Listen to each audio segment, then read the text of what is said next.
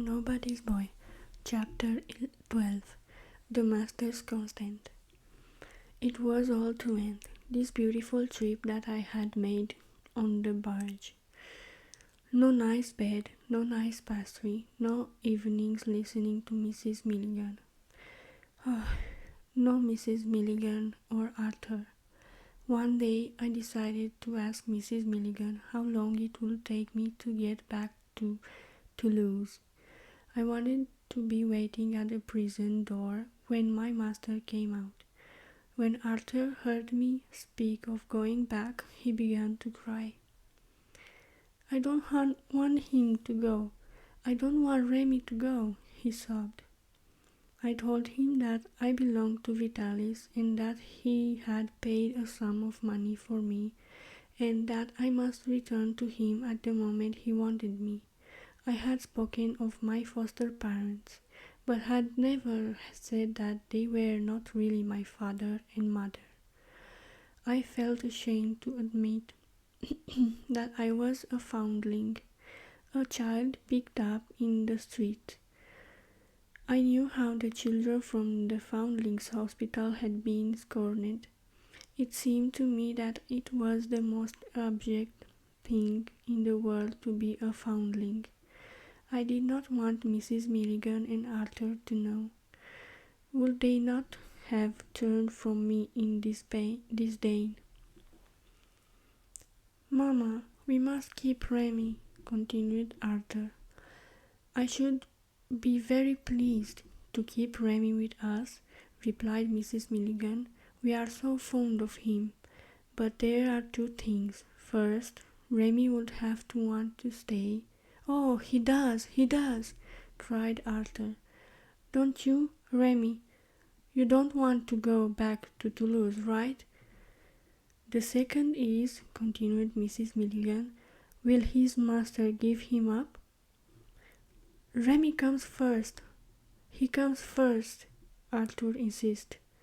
Vitalis had been a good master, and I was very grateful for all he had taught me, but there was no comparison between my life with him and that which I should have with Arthur. And at the same time, there was also no comparison between the respect I had for Vitalis and the affection which I felt for Mrs. Milligan and her invalid boy. I felt that it was wrong for me to prefer these strangers to my master, but it was so. I loved Mrs. Milligan and Arthur. "If Rémi stays with us, it will not be all pleasure," went on Mrs. Milligan. "He would have to do lessons the same as you. He would have to study a great deal. It would not be the free life that he would have in going tramping along the roads." "Ah, you know what I would like," I began. There, you see, Mamma," interrupted Arthur. "All that we have to do now," continued Mrs. Milligan, "it is to get his master's consent. I will write and ask him if he will come here, for we cannot return to Toulouse. I will send him his fare and explain to him the reason why we cannot take the train. I will invite him here, and I do hope he will accept. If he agrees to my proposition," added Mrs. Milligan, "I will then make arrangements with your parents, Rémi, for of course they must be consulted." "Consult my parents? They will tell her that I have been trying to keep secret, that I am a foundling. Then neither Arthur nor Mrs. Milligan would want me. A boy who did not know his own father or mother had been a companion to Arthur." I stared at Mrs. Milligan in affright. I did not know what to say. She looked at me in surprise. I did not dare reply to her question when she asked me what was the matter. Probably thinking that I was upset at the thought of my master coming, she did not insist. Arthur looked at me curiously all the evening. I was glad when bedtime came and I could close myself in my cabin. That was my first bad night on board of the Swan. What could I do? What to say?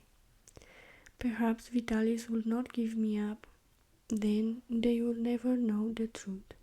My shame and fear of them finding out the truth was so great that I began to hope that Vitalis would insist upon me staying with him.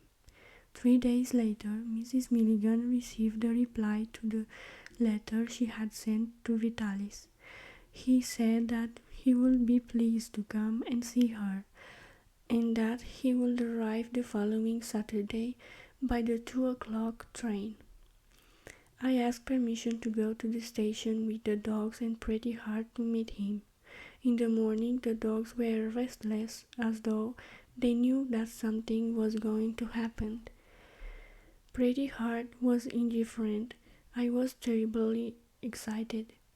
My fate was to be decided. If I had possessed the courage, I would have implored Vitalis not to tell Mrs. Milligan that I was a foundling, but I felt that I could not utter the word even to him. I stood on a corner of the railway station, holding my dogs on a leash with Pretty Heart under my coat, and I waited. I saw little of what passed around me. It was the dogs who warned me that the train had arrived. They sensed their master. Suddenly there was a tug at the leash. As I was not on my guard, they broke loose. With a bark, they bounded forward. I saw them spring upon Vitalis, more sure, although less supple than the other two. Capi had jumped straight into his master's arms, while Zerbino and Dulcie jumped at his feet. When Vitalis saw me, he put Capi down quickly and threw his arms around me. For the first time, he kissed me. "God bless you, my boy," he said again and again. "God bless you." My master had never been hard with me, but neither had he ever been affectionate, and I was not used to these effusions. I was touched, and the tears came to my eyes, for I was in the mood when the heart is easily stirred. I looked at him. His stay in prison had aged him greatly. His back was bent, his face paler, and his lips bloodless. "You find me changed, don't you, Rémi?" he said.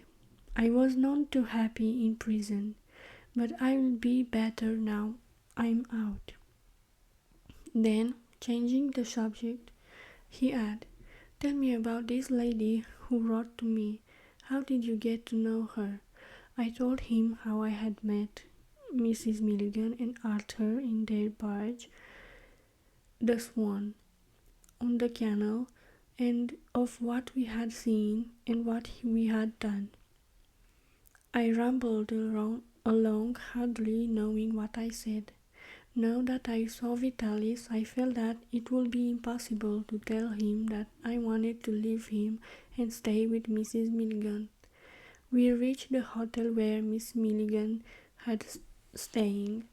Before my story was ended, Vitalis had not mentioned what she had proposed to him in her letter, so I said nothing of her plan. "Is this lady expecting me?" he asked as we entered the hotel. "Yes, I will take you up to her apartment," I said. "There's no occasion for that," he replied. "I will go up alone. You wait here for me with Pretty Heart and the dogs." I had always obeyed him, but in this case I felt that it was only fair for me to go up with him with Mrs. Milligan's apartment. But with a sign he stopped the words on my lips. and I was forced to stay below with the dogs. Why didn't he want me to be present when he spoke to Mrs. Milligan? I asked myself this question again and again. I was still pondering over it when he returned. "Go and say goodbye to the lady," he said briefly. "I'll wait for you here. We shall go in 10 minutes. I was thunderstruck. "Well," he said, "didn't you understand me? You stand there like a stupid. Hurry up." He had never spoken so roughly to me. Mechanically, I got up and to obey, not seeming to understand. "What did you say to her?" I asked after I had gone a few steps.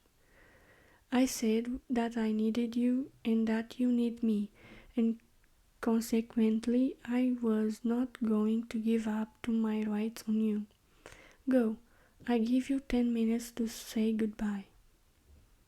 I was so possessed by the fact that I was a foundling that I thought that if I had to leave immediately it was because my master had told him about my birth.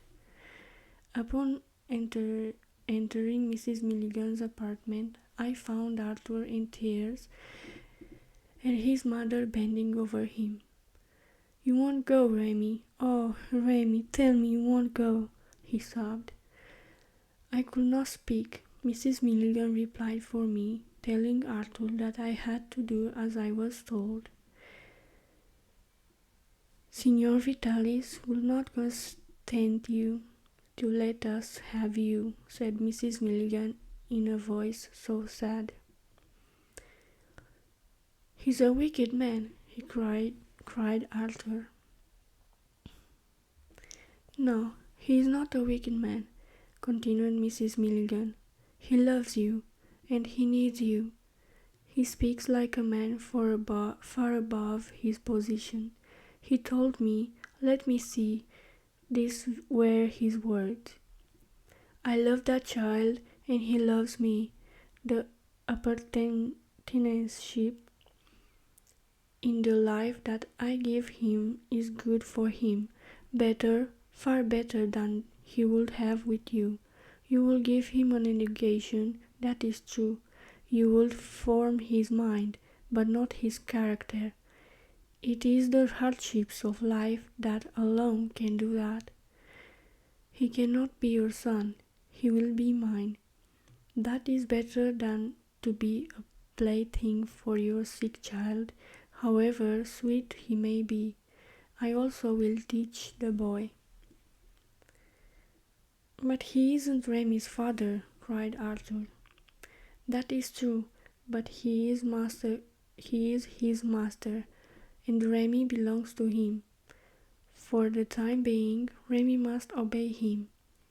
His parents rented him to Signor Vitalis, but I will write to them and see what I can do." "Oh, no, no, don't do that," I cried. "What do you mean? Oh, no, please don't." "But that is the only thing to do, my child. Oh, please, please, don't." If Mrs. Milligan had not spoken of my parents, I should have taken much more than the 10 minutes to say goodbye that my master had given me. "They live in Chavanon, don't they?" asked Mrs. Milligan. Without replying, I went up to Arthur and, putting my arms round him, clung to him for a moment. Then, freeing myself from his weak clasp, I turned and held out my hand to Mrs. Milligan. "Poor child," she murmured, kissing me on the forehead. I hurried to the door. "Arthur, I will love you always," I said, choking back my sobs. "And I never, never will forget you, Mrs. Milligan." "Rémi, Rémi!" cried Arthur. I closed the door. 1 moment later I was with Vitalis. "Off we go," he said. And that was how I parted from my first friend.